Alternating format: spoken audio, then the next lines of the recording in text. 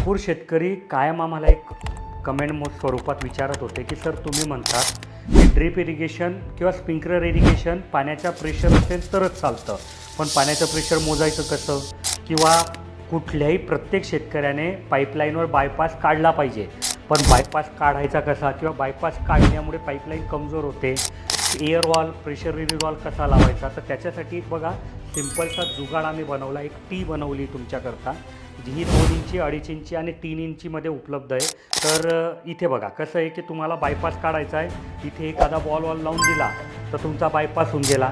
आणि जे मी म्हटलं होतं की पाईपलाईन तुमची डॅमेज नाही होत किंवा कमकुवत नाही होत, तर हे पूर्ण एक पॉलिमरमध्ये बनलेलं आहे, PP मटेरियलमध्ये बनलेलं आहे, मोल्डिंग ॲटम आहे, त्याच्यामुळे याची ताकद कुठेही कमी नाही होणार. तुमची पाईपलाईन जेवढ्या ताकदीची आहे तेवढीच राहील. दुसरं की तुम्हाला प्रेशर रिलीज वॉल लावायचा आहे तर ह्या बाजूला एक सोय दिलेली आहे. एअर वॉल पण इथेच लावू शकतात तुम्ही, बघा इथे. त्याच्यानंतर प्रेशर मीटर लावायचं आहे तर ही एक पोर्ट दिलेला आहे, इथे आरामात डायरेक्ट प्रेशर मीटर तुम्ही लावू शकतात.